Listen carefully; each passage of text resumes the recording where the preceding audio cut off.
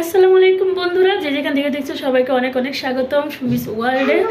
তো অবশ্যই ভিডিওটি না টেনে পুরোটা দেখবেন এবং অবশ্যই যে ভিডিওটি না টেনে তো দেখবেন সাথে সাথে ভিডিওটি ভালো লাগলে অবশ্যই চ্যানেলটি সাবস্ক্রাইব করে দিবেন আর বেল আইকন বাটনটি চাপ দিয়ে দিবেন। তো আসলে শরীরটা বেশি একটা ভালো না, বেশ কিছুদিন ধরেই খুব অসুস্থ ফিল করতেছি। অনেকে বলে না সুস্থতা অনেক বড় নিয়ামত, আসলে যখন অসুস্থ হয় তখনই মানুষ বুঝতে পারে আসলে সত্যি সুস্থতা কতটা বড় নিয়ামত। খুব খারাপ লাগতেছে, বেশ কিছুদিন ধরে শুধু মাথা ঝিমঝিম করতেছে। আমি জানি না কেন এমন করছে, আমি ওষুধ খেয়েছি তারপরে এমনই হচ্ছে। তো ওদের ভাইয়াও খুব টেনশনে আছে করে। এরকম হলে দেখা যায় আমার একটা বাচ্চা আছে বাসায়, তাকেও দেখাশোনা করতে হয়, ইভেন বাসার সব কাজ মোটামুটি করতে হয়। তো খুব এগুলো নিয়ে খুব ঝামেলায় আছি। একটুও কিছু ভালো লাগতেছে না যে কী করবো, শরীরটা একদমই ভালো লাগে না। তোমরা অবশ্যই আমার জন্য একটু দোয়া করবে। তো সারাদিন ভাত নিয়েছি, খেয়েছি, কিন্তু খাওয়ার পরে না কারণ মাথা ঘুলিয়ে খুব অসহ্য লেগেছে, খাওয়ার পর খুব অস্থির লেগেছে।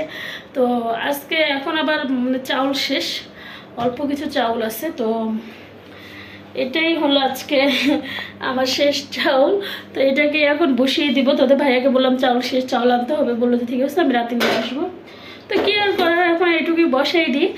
আর সাথে কিছু ভাবতেছি মিষ্টি আলু ছিল, একদম অল্প কিছু মিষ্টি আলু আছে।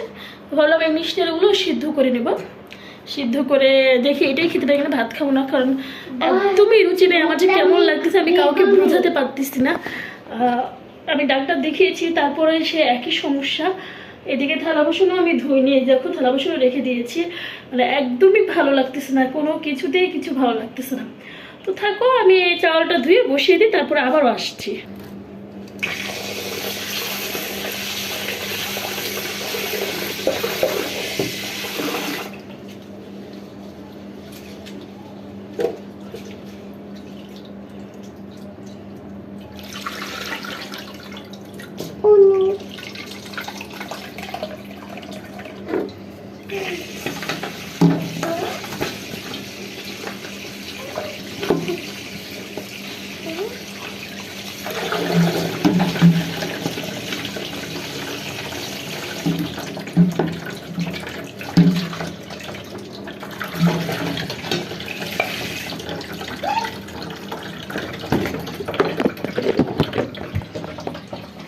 তো এখানে ভাত বসিয়ে দিয়েছি কুকারে, আর এখন এই আলুগুলো ধুয়ে দিয়েছি, আলুগুলো বসিয়ে দিব।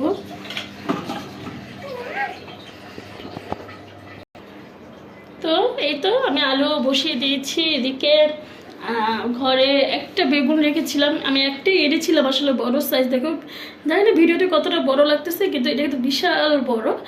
এটাকে ভাজা করে খাবো। তো বেগুন ভাজাটা আমাদের ঘরে সবাই পছন্দ করে, আমি বা আমার ছেলে বলো বা তোমাদের ভাইয়া সবাই খুব পছন্দ করো। এদিকে আবার জিপা লাল হয়ে যাচ্ছে, আসলে আয়াতেরও জিপা গোলাপি হয়ে আসছে। ও একটা ওই যে আমরা বলি না হাওয়াই মিঠা, যে হাওয়াই হয়ে থাকে মুখে দিলেই ফুচ হয়ে যায়, তো সেটা এনেছিল, সেটা খেয়েছি। যার জন্য একটু করে তার জিপাটা এখনও লাল হয়েছে। ছোটোবেলার শৈশবের জিনিস মনে পড়ে গেল। যাই হোক, শরীরটা তেমন ভালো না, কথা বলতে খুব কষ্ট হচ্ছে। আজকে ভিডিওটি বেশি বড় করবো না। যে যেখানে দেখছেন অবশ্যই ভিডিওটি লাইক করবেন, সাবস্ক্রাইব করবেন, আর বেশি বেশি শেয়ার করবেন। আর আমাদের জন্য অবশ্যই দোয়া করবেন, আপনাদের জন্য দোয়া রইল। আল্লাহ হাফেজ, টাটা দাও।